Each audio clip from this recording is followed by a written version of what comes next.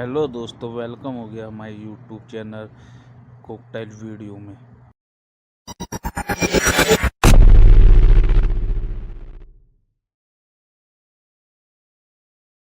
दोस्तों, दुरूर आतिफ भाई जो आज की वीडियो में पाकिस्तान के लिए, पाकिस्तान के बारे में क्या क्या बोलते हैं क्या क्या बताते हैं, आइए देखते हैं। नमस्कार दोस्तों, 10 मई की शाम को इंडिया पाकिस्तान युद्ध में सीज फायर हो जाता है।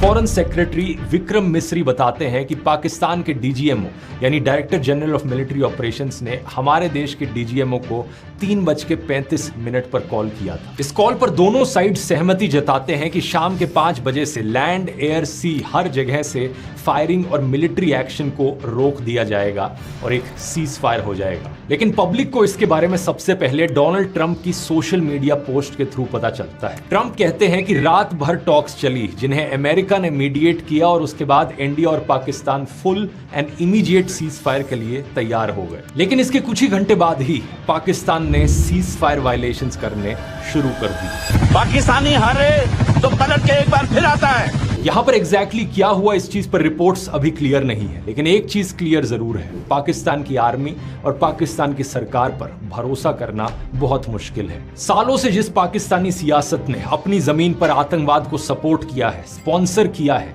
उसकी हरकतें अचानक से बंद हो जाएं, क्या ये एक्सपेक्ट किया जा सकता है? इसी मामले को ही देख लीजिए। पिछले वीडियो मैंने आपको बताया था कि पहलगाम आतंकी हमले की जिम्मेवारी ली थी पाकिस्तान के टेरर ग्रुप टीआरएफ ने। यह आतंकी संगठन लश्कर-ए-तैयबा का एक शैडो ग्रुप है। इसके रिस्पॉन्स में इंडिया ने लॉन्च किया था ऑपरेशन सिंदूर और पाकिस्तान में 9 अलग अलग टेररिस्ट साइट्स पर अटैक किया। प्रेस ब्रीफिंग में बताया गया कि इन टारगेट्स को क्रेडिबल इंटेलिजेंस इनपुट के आधार पर चुना गया था ताकि सिविलियन इंफ्रास्ट्रक्चर को डैमेज ना हो और सिविलियन लाइव्स का कोई लॉस ना हो। 9 terrorist camps were targeted and successfully destroyed. The locations were so selected to avoid damage to civilian infrastructures and loss of any civilian lives. लेकिन इसके जवाब में पाकिस्तान ने जो किया उससे फिर एक बार साबित हो जाता है कि पाकिस्तान की सरकार और पाकिस्तान की मिलिट्री आतंकवाद को सपोर्ट करती है। And after India's precision strikes on terror camps in Pakistan and Pakistan-occupied Kashmir, Islamabad retaliated by shelling civilian villages along the line of control. Pakistan state is a sponsor of terrorism. मैं ऐसा क्यों कह रहा हूं? क्योंकि उन्होंने सभी इंटरनेशनल प्रोटोकॉल्स को इग्नोर करते हुए सिविलियंस पर एक बहुत ही कायराना हमला किया। ऑपरेशन सिंदूर के बाद पाकिस्तान की तरफ से अनप्रोवोक्ड फायरिंग देखने को मिली एलओसी पर। इतना ही नहीं, उन्होंने मोर्टार्स और शेल्स से बमबारी भी करी इंडियन सिविलियन घरों पर। बॉर्डर के पास मौजूद पूंछ का शहर, वहां पर कम से कम 16 लोग मारे गए। टोटल में 59 लोग इंजर्ड हुए, जिनमें से 44 लोग सिविलियंस थे। A total of 16 civilians have been killed and 59 others have been injured in the attacks by. पूंछ के रेजिडेंट हरचरण सिंह ने बताया कि उनके दोस्त रिजवान अपने बच्चों के साथ थे जब एक शेल उनकी गाड़ी पर आ गिरा। उनके दोनों बच्चे, एक 14 साल का और एक 12 साल का, मारे गए। द इंडिपेंडेंट में छपी इस फोटो को देखिए। 12 साल के ये मासूम ट्विंस जैन और जोया। पूंछ में जब बमबारी हुई तो एक बम इनके घर पर आकर गिरा। अपने पिता का हाथ पकड़ते हुए ये किसी सुरक्षित जगह पर जा रहे थे कि तभी गली में एक और बम आकर गिर जाता है और अब ये दोनों दुनिया में नहीं रहे। इनके पिता रमीज खान इंजर्ड हो जाते हैं और अब ये हॉस्पिटल में है। जो मिलिट्री पूरे होशो हवास में इस तरीके से बेगुनाह सिविलियंस पर अटैक करे, मासूम बच्चों की जान ले, क्या उसे आतंकी नहीं कहा जाना चाहिए? आज का ये वीडियो दोस्तों पाकिस्तानी लोगों के लिए बहुत जरूरी है। इस चैनल पर करीब 6 से 7% व्यूअर्स पाकिस्तान से आते हैं और मुझे लगता है उन तक ये सच पहुंचाया जाना बहुत जरूरी है जो उनका मीडिया, उनकी सरकार और उनकी मिलिट्री उनको कभी नहीं बताएगी। एक छोटी सी अनाउंसमेंट, इस महीने की एआई मास्टर क्लास के लिए स्पॉट्स ओपन अप हो गए हैं। अगर आप इसे पहले नहीं ज्वाइन कर पाए थे, अभी मौका है, आज कर सकते हैं। इस लाइव वर्कशॉप में मैं आपको 25 से ज्यादा एआई टूल्स इस्तेमाल करना सिखाता हूं अपनी जिंदगी को और प्रोडक्टिव और एफिशिएंट बनाने के लिए। इसका लिंक नीचे डिस्क्रिप्शन में मिल जाएगा या फिर आप इस क्यूआर कोड को भी स्कैन कर सकते हैं। ऑपरेशन सिंदूर के दौरान इंडिया ने जिन 9 टेररिस्ट साइट्स को अटैक किया उनमें से जरा कुछ को गौर से देखिए। मुरीदके में मरकज ताइबा जो हाफिज सईद का हेडक्वार्टर्स है। हाफिज सईद जिसे यूनाइटेड नेशन साल 2008 में आतंकवादी डेजिग्नेट कर चुका है। 2012 में अमेरिका ने इस पर $10 मिलियन का इनाम भी रखा था। यही जगह टेरर ग्रुप लश्कर-ए-तैयबा का नर्व सेंटर है।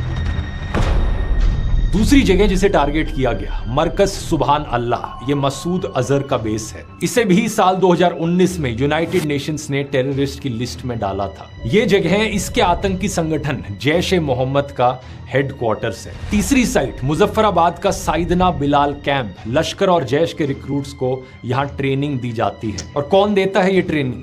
पाकिस्तान की स्पेशल फोर्सेस। चौथी साइट मुजफ्फराबाद का सवाई नाला कैंप, यहां पर पहलगाम हमले के आतंकियों की ट्रेनिंग हुई थी। बाकी 5 साइट्स भी ऐसे ही हैं। कोई आतंकियों का इनिशियल इंडक्शन सेंटर है, तो कोई इंडोक्ट्रिनेशन सेंटर है, तो कोई ट्रेनिंग कैंप है। ये सब ऐसी जगह हैं जहां पर तैयारियां की जाती हैं आतंकी हमले करने की। ऐसे आतंकी हमले जिसमें ना सिर्फ इंडियंस मारे जाते हैं बल्कि पाकिस्तानी लोग खुद भी मारे जाते हैं। पेशावर स्कूल मैसेकर याद है? 2014 का वो दिल दहला देने वाला आतंकी हमला, जहां कम से कम 132 मासूम बच्चों की जान गई थी। The latest on that school tragedy in Pakistan, the death toll from the Taliban's horrifying attack topping 140, almost all of them young students. Pakistan के ही देश के एक आतंकी संगठन टीटीपी ने इस आतंकी हमले की जिम्मेवारी ली थी। टीटीपी का फुल फॉर्म तहरीक-ए-तालिबान पाकिस्तान। आप पूछोगे इन दोनों खबरों में क्या लिंक है? लिंक यही है कि एक ऐसी जगह जो आतंक का अड्डा बन चुकी हो, वहां के खुद के बच्चे भी अनसेफ होंगे भी। एक और लिंक देखो, टाइम्स ऑफ इंडिया की सिर्फ कुछ दिन पहले की न्यूज रिपोर्ट। इसी टीटीपी ने पाकिस्तान आर्मी के 20 लोगों को मार डाला और 2 को मारा बलोच इंसर्जेंट्स ने। इससे कुछ ही दिन पहले बलोचिस्तान लिबरेशन आर्मी BLA ने बोलान में एक पाकिस्तानी मिलिट्री व्हीकल पर अटैक किया। इस IED अटैक में पाकिस्तानी आर्मी के 8 सोल्जर्स मारे गए और 6 क्रिटिकली इंजर्ड हुए। इससे एक हफ्ते पहले BLA ने एक और IED अटैक किया था। 10 पाकिस्तानी आर्मी पर्सनल्स मारे गए थे। It was the Baloch Liberation Army that has targeted a convoy of Pakistani officers. 10 Pakistani army personnel have been killed in this attack. Official estimates कहते हैं कि पिछले 20 सालों में TTP 80,000 से ज्यादा पाकिस्तानियों को मार चुका है। वो कहावत सुनी है ना, बोया पेड़ बबूल का तो आम कहां से होए। अभी कुछ ही दिन पहले पाकिस्तान डिफेंस मिनिस्टर ख्वाजा आसिफ ने स्काई न्यूज से बात करते हुए ये बात एडमिट भी करी। न्यूज प्रेजेंटर याल्दा हाकिम ने कहा कि क्या सर आप इस बात को एडमिट करते हैं कि पाकिस्तान का एक लंबा इतिहास रहा है इन टेररिस्ट ऑर्गेनाइजेशंस की बैकिंग, सपोर्ट, ट्रेनिंग और फंडिंग करने का? You do admit, sir, that Pakistan has had a long history of backing and supporting and training and funding these terrorist organizations. तो इस पर ख्वाजा आसिफ जवाब देते हैं कि 3 दशक यानी 30 सालों से ये गंदा काम हम करते आए हैं, अमेरिका के लिए, वेस्ट के लिए और इवन ब्रिटेन के लिए।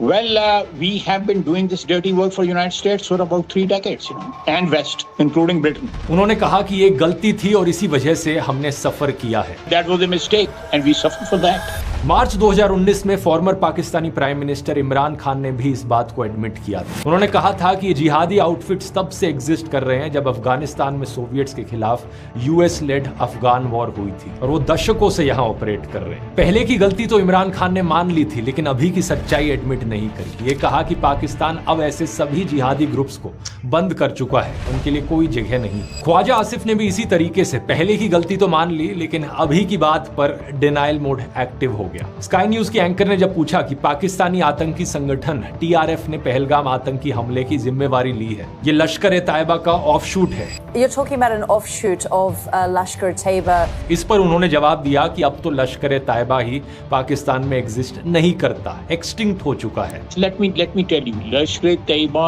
is a name from the past. It is totally defunct. It does not exist. Pakistan की इस डिनाइल की आदत की कांग्रेस नेता शशि थरूर ने बड़े अच्छे से पोल खोली। कुछ दिन पहले वो अल अरबिया चैनल से बात कर रहे थे और उन्होंने कहा कि पाकिस्तान इस तरीके से डिनाई करने में मास्टर है। Don't forget that Pakistan is a master of denial. पहले पाकिस्तान ने डिनाई किया था कि 26/11 के मुंबई हमले में उनका कोई रोल नहीं है, लेकिन जब एक आतंकी जिंदा पकड़ा गया तो उन्हें बाद में एडमिट करना पड़ा। पहले पाकिस्तान ने डिनाई किया था कि ओसामा बिन लादेन के बारे में उन्हें कुछ भी पता है, और फिर पकड़ा गया ओसामा पाकिस्तान आर्मी बेस के पास एक मिलिट्री कैंप में। ये सब दोगलापन है। और इस ऑपरेशन सिंदूर के मामले में भी काफी सर्कमस्टेंशियल एविडेंस था, इंटेलिजेंस इंटरसेप्ट से, जिसके आधार पर इंडिया ने एक्ट किया। नहीं तो इंडिया क्यों एक्ट करता? क्या ही चाहिए भारत को पाकिस्तान से आखिर? India is a status quo power. It wants nothing that Pakistan has, It is focused on growing its economy, improving its high technology, providing a future for its young people. It is entirely happy to be left alone by Pakistan, and it will leave Pakistan alone. Shashi Tharoor ने यही कहा कि ये attacks बड़े precise और restrained थे। हम एक भी सिविलियन लाइफ का लॉस नहीं चाहते थे। किसी भी सिविलियन या मिलिट्री साइट पर अटैक नहीं किया गया। ये अटैक रात में किया गया ताकि आसपास कोई सिविलियंस ना हो। और जहां अटैक हुआ वो केवल इंडियन अथॉरिटीज द्वारा नहीं बल्कि इंटरनेशनल इंटेलिजेंस कम्युनिटी के द्वारा लिस्ट की गई टेरर साइट्स थी। फाइनेंशियल एक्शन टास्क फोर्स यानी FATF एक ऑर्गेनाइजेशन है जो ग्लोबल मनी लॉन्ड्रिंग और टेरर फाइनेंसिंग पर नजर बनाए रखती है। ये दुनिया के अलग अलग देशों को ग्रे लिस्ट या ब्लैक लिस्ट पर डालती है उनके आतंकी कनेक्शंस के आधार पर। पाकिस्तान इसकी इंक्रीज्ड मॉनिटरिंग वाली ग्रे लिस्ट में 3 बार डाला जा चुका है। आखिरी बार ऐसा हुआ था जून 2018 में। FATF ने पाकिस्तान के सुधरने के लिए एक एक्शन प्लान बनाया जिसमें 34 आइटम्स थे टेररिस्ट फाइनेंसिंग और मनी लॉन्ड्रिंग से जुड़े हुए। पाकिस्तान ने इन चीजों पर एक्शन लेने की प्रॉमिस करी और अक्टूबर 2022 में पाकिस्तान को इस ग्रे लिस्ट से हटा दिया जाता है। लेकिन ऐसा होते ही पाकिस्तान फिर से क्या करने लग जाता है, ये 2 महीने पहले की रिपोर्ट देखिए। इंटेल लैब के जियो इंटेलिजेंस रिसर्चर डेमियन सिमोन ने इंडिया टुडे को एक सैटेलाइट इमेजेस की एनालिसिस दी। इसमें पता चलता है कि जैश ए मोहम्मद का जो सबसे वाइडली एक्नॉलेज्ड बेस है बहावलपुर में, वो 2011-12 के कंपैरिजन में उसका साइज अब तक डबल हो गया है। 18 एकड़ में अब ये फैल चुका है। लेट 2022 में जब पाकिस्तान FATF की ग्रे लिस्ट से हटाया गया था उसी समय पर यहां कंस्ट्रक्शन की स्पीड बढ़ गई थी। इंडिया टुडे की ओपन इंटेलिजेंस टीम ने पाया कि 16 फरवरी को उस्मान ओ अली कैंपस में जैश ए मोहम्मद की गैदरिंग हुई थी। इस जगह को टेररिस्ट रिक्रूटमेंट और फंड रेजिंग के लिए इस्तेमाल किया जाता है। और अब 5 महीने पहले की ये रिपोर्ट देखिए, यानी दिसंबर 2024 की। स्पेक्टिकल डू मोंड नाम की एक फ्रेंच मैगजीन है जिसमें एडिटर इन चीफ एंटोनी कोलोना ने एक आर्टिकल लिखा, जैश ए मोहम्मद ट्रबल्ड गेम्स इन पाकिस्तान। इस रिपोर्ट में बताया गया कि प्लैनेट लैब्स वेबसाइट पर सैटेलाइट फोटोज मौजूद हैं जिनमें दिखता है कि बहावलपुर में जैश ए मोहम्मद के 2 ठिकाने हैं, मरकज सुभान अल्लाह और उस्मान ओ अली मस्जिद। ये आतंकियों की इंडोक्ट्रिनेशन और ट्रेनिंग के अड्डे हैं। सैटेलाइट इमेजरी के अलावा आई विटनेस अकाउंट्स बताते हैं कि ये खुले तौर पर चल रहे हैं और एक कॉम्प्लेक्स तो पाकिस्तान मिलिट्री बेस से सिर्फ 8 किलोमीटर दूर है। रिपोर्ट ने हाईलाइट किया कि बहावलपुर में जैश ए मोहम्मद का एक रिसर्जेंस हो रहा है। 2019 में पुलवामा अटैक के बाद पाकिस्तान ने अनाउंस किया था कि बहावलपुर में जो जैश ए मोहम्मद का हेडक्वार्टर्स है हम उसकी एडमिनिस्ट्रेशन को टेक ओवर कर रहे हैं। बहावलपुर के डिप्टी कमिश्नर शाहजेब सईद ने विजिटिंग जर्नलिस्ट को कहा कि ये सिर्फ एक रूटीन मदरसा है जिसका जैश ए मोहम्मद से कोई लिंक नहीं है। लेकिन अक्टूबर 2022 की द प्रिंट की ये रिपोर्ट देखिए। 2 सूत्रों ने द प्रिंट को बताया कि जैश ए मोहम्मद ने करीबन 4 एकड़ नई जमीन खरीदी है और ये अपने बहावलपुर कॉम्प्लेक्स को एक्सपैंड कर रहे हैं। उस गांव के लोकल नंबरदार जाहिद चन्नार ने ये जमीन बेची थी अब्दुल रौफ को। ये अब्दुल रौफ मसूद अजहर का भाई है। अमेरिका ने 2010 में इसे भी डेजिग्नेटेड आतंकवादी घोषित किया था। उसके पीछे कारण था कि 2008 में इंडिया में किए गए हमलों के पीछे ये जिम्मेदार था। अभी यही अब्दुल रौफ एक फोटो में देखा गया जहां वो मारे गए आतंकवादियों के लिए फ्यूनरल प्रेयर्स लीड कर रहा था और उसी फोटो में पीछे खड़े हुए दिख सकते हैं पाकिस्तान के मिलिट्री पर्सनल्स। वहां जो कॉफिन्स हैं उन पर पाकिस्तान का झंडा भी लगा है, यानी इन आतंकवादियों को स्टेट फ्यूनरल दिया जा रहा है। तो सोचिए ये पाकिस्तानी स्टेट के बारे में क्या कहता है। Indian high commissioner to the UK Vikram Doraiswamy ने स्काई न्यूज से बात करते हुए यही फोटो दिखाई।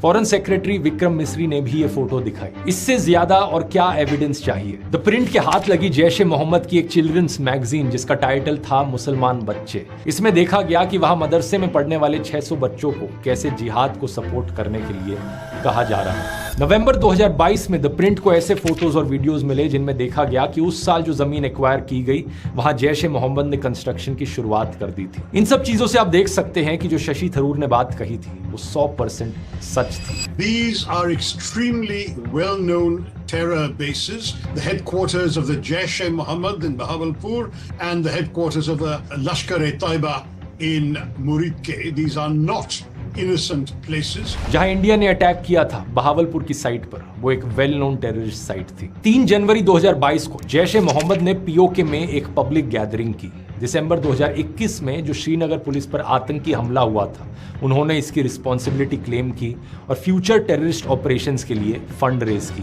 पाकिस्तान की सरकार से यहां सीधा सवाल किया जाना चाहिए, और कितने सबूत चाहिए कि ये आतंकवादी संगठन अभी भी एक्टिव हैं आपके देश के अंदर। अजीब बात तो यह है कि किस तरीके से पाकिस्तानी सियासत FATF को बेवकूफ बनाने में कामयाब रही है। एक काम कीजिए, आप लोग जाकर दोस्तों उनके ट्विटर हैंडल को टैग कीजिए। उनका ट्विटर हैंडल है FATF न्यूज। उन्हें टैग करते हुए जरा ट्वीट करके इस वीडियो का लिंक पोस्ट कीजिए और डिमांड कीजिए कि इन सबूतों के बेसिस पर पाकिस्तान को FATF की ग्रे लिस्ट में दोबारा से डाला जाना चाहिए। यहां पर सवाल IMF पर भी उठता है, जिन्होंने पाकिस्तान के लिए $2.3 बिलियन का लोन पैकेज अप्रूव कर दिया। AIMIM के नेता ओवैसी ने पाकिस्तान को इंसानियत के लिए एक खतरा बताया है। उन्होंने इस फंड को इंटरनेशनल मिलिटेंट फंड कहा। माने ये इंटरनेशनल मॉनेटरी फंड नहीं, ये इंटरनेशनल मिलिटेंट फंड दे रहे हैं।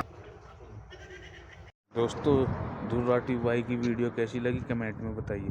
हमारे चैनल को सब्सक्राइब कीजिए, वीडियो को शेयर कीजिए, लाइक कीजिए।